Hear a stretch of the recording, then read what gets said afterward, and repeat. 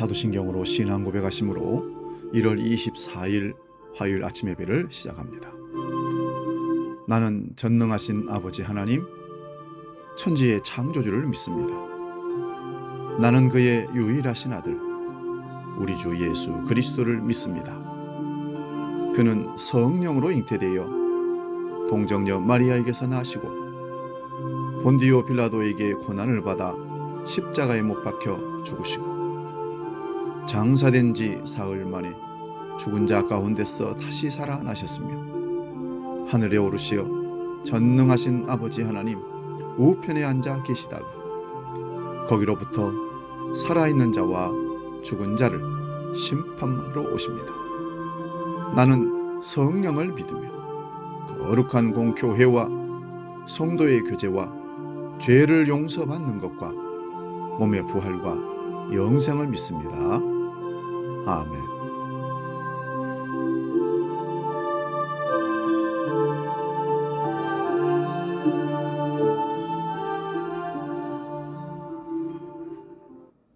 찬송가 595장 나 맡은 본분은 함께 찬송합니다. 595장입니다.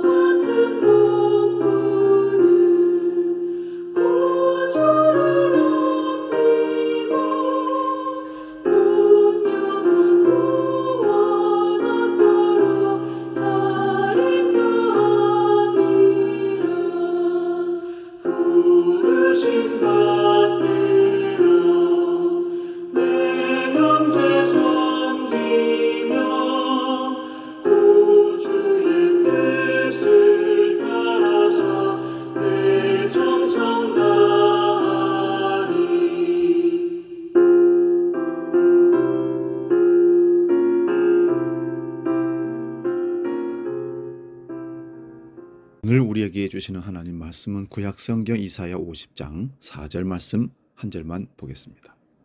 구약성경 1030면에 있습니다.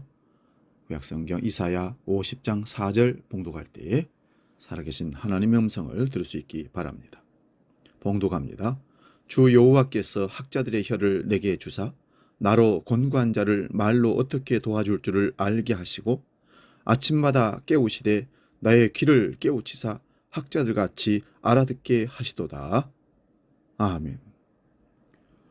봉독한 말씀으로 학자의 혀와 귀, 이런 제목으로 말씀의 은혜를 나눕니다. 오늘 본문은 예수님의 사명을 요약한 것과 같은데 우리 그리스도인이 가져야 할 사명이기도 합니다.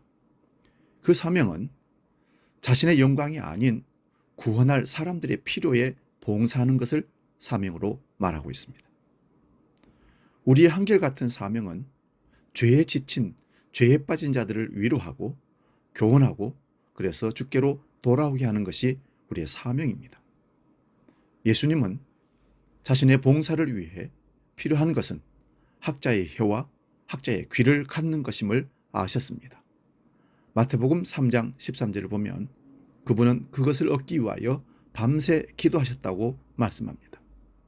학자는 지적인 수련을 통하여 자신의 생각을 논리적으로 설명하여 사람들이 이해할 수 있게 하는 능력을 갖춘 사람을 학자 같은 사람이라 이렇게 말하는 것입니다. 그 훈련을 통하여 학자들은 많은 사실들을 단 몇 문장으로 요약할 수 있고 몇 문장에서 그 문장에 포함되어 있는 방대한 사상을 읽어낼 수 있는 능력이 있는 사람입니다. 쉽게 말씀드리면 학자들의 중요한 훈련은 소통하는 능력입니다. 아무리 지식이 많아도 자신의 생각을 표현 못하거나 다른 사람의 생각을 헤아리지 못한다면 그 지식은 속빈 강정과 같이 실속이 없고 맛 잃은 소금과 같이 외면당하게 됩니다. 학자의 입과 귀를 갖기 위해 필요한 것은 배우는 자세와 듣는 자세입니다. 다른 사람의 얘기에 귀를 막고 자신의 주장에 갇혀있는 사람은 절대 타인의 감정을 헤아릴 수 없습니다. 예수 그리스도는 시간이 되셔서 이 땅에 오셔서 인간의 삶을 몸소 체험하시고 인간을 이해하셨습니다. 누가복음 8장 26절에서 39절을 보면 한 번은 거사에 사는 광인이, 한마디로 다른 말로 미친 사람이 예수께 다가와서 외쳤습니다. 당신이 나와 무슨 상관이 있나이까? 귀신이 그를 충동하여 외친 적대적인 소리가 바로 그 말이었습니다. 당신이 나와 무슨 상관이 있나이까? 그러나 예수님께서는 그 거친 소리에서도 도움을 요청하는 불쌍한 영혼의 소리를 들으셨습니다. 그리고 그 광인을 통제하여 저주의 말을 쏟아내게 한 귀신을 몰아내시고 그를 치료해 주셔서 온전케 하셨습니다. 진실로 우리 주님은 학자의 귀로 사람이 차마 말로 표현하지 못하는 마음의 소리를 들으시고 그 곤고한 영혼을 말로 어떻게 위로해 주어야 하는지를 아셨습니다.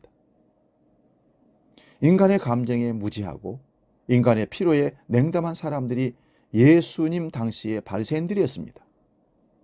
그들은 하나님의 자녀들의 영혼보다 율법의 조문에 더 중요했습니다. 그리하여 유대교의 신앙은 사람들이 짊어지는 모든 짐보다 더욱 무거운 짐이었습니다. 오늘날 신실한 믿음의 사람들은 공고한 자를 위로하고 사람들의 언어를 알아들 수 있는 귀를 가지고 세상과 소통하며 섬기는 그런 사람들입니다. 목회자 수련회 중에 일행 중 한 목사님이 자신이 신앙생활을 하면서 보고 들은 얘기를 간증을 했습니다.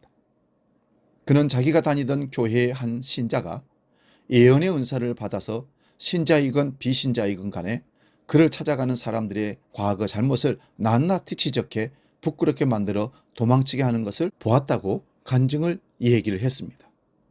그 목사님의 말이 채 끝나기도 전에 일행 중 한 목사님이 그분의 마이크를 이리 줘봐 하고는 빼앗아서는 성령의 역사에 대해서 함부로 말하지 말기 바랍니다.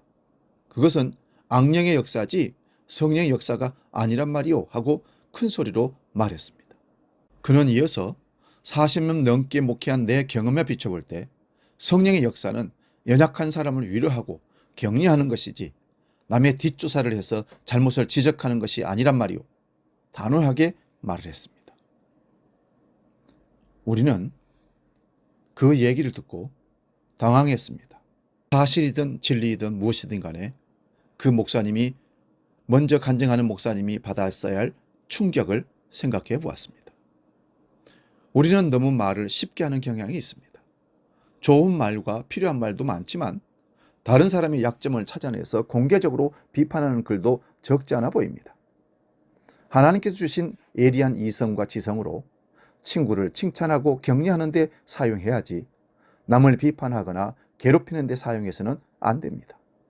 이사야는 학자의 역할을 두 가지로 제시했습니다. 먼저는 학자의 혀는 공고한 자를 돕는 데 사용해야 한다는 것입니다. 이사야 선지자는 이스라엘의 예언자로서 두로와 시돈을 경고하고 셈나에 임박한 하나님의 진노를 선포한 바로 그 예언자입니다. 그 이사야가 지금 하나님의 뜻을 거스르고 불법을 행하는 자는 하나님의 심판을 받을 것이로되 신자들은 사람을 위로하고 도와주는 학자의 혀를 가져야 한다고 예언하고 있습니다.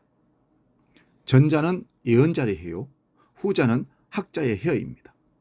이 중 학자의 혀는 어려움에 빠진 이를 위로하고 권면하는 혀입니다.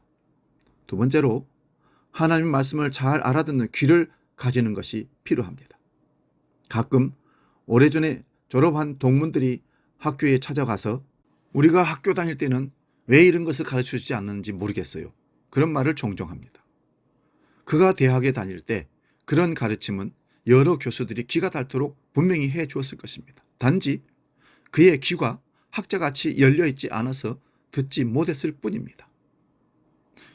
텔레비전을 켜면 바로 정치 이야기가 나오고 정치 이야기는 곧바로 비난과 잘못을 파헤치기 시작합니다. 정당인들에게서는 학자의 혀를 찾기가 어렵습니다. 그들은 비난하는 것이 곧 자기를 나타내는 유일한 방법이라고 생각하는 것 같이 보입니다. 그래서 성도들은 학자의 혀를 가진 목사의 설교를 들을 때가 기쁘고 그 시간을 값지게 여기게 되는 겁니다. 백성의 잘못을 지적하고 경고하는 예언자의 혀도 필요하지만 남의 잘못을 찾아다니며 비판하는 것은 성령의 역사가 아니라는 사실을 우리 모두가 알아야 합니다. 지금은 예언자의 혀보다 학자의 혀를 필요로 하는 시대입니다. 자신도 모르는 사이에 마귀의 역사를 거들지 않도록 경성하여 듣고 경성하여 말할 수 있기를 바랍니다. 기도하겠습니다. 우리는 좋은 혀를 가지고 악한 데 쓰는 경우들도 많고, 좋은 혀를 가지고 정말 위로하고 격려하고 축복하는 좋은 데 쓰는 혀로 쓸 때가 많습니다. 또한 좋은 말만 듣고 좋은 생각만 하고 좋은 말을 할 수 있어야 되는데, 악한 말을, 나쁜 소리를 듣고 악하게 변하는 사람들도 많이 있다는 사실입니다. 하나님이여, 오늘 우리에게 학자의 혀와 학자의 귀를 주셔서 이 땅에 살면서 좋은 말을 많이 듣고 좋은 말을 많이 할 수 있는 하나님의 사람들로 우리를 사용하여 주시옵소서. 주기도를 함께 기도합니다.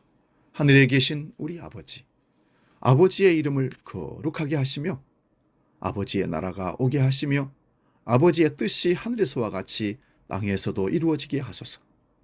오늘 우리에게 일용할 양식을 주시고 우리가 우리에게 잘못한 사람을 용서해 준 것 같이 우리 죄를 용서해 주시고 우리를 시험에 빠지지 않게 하시고 악에서 구하소서. 나라와 권능과 영광이 영원히 아버지의 것입니다. 아멘.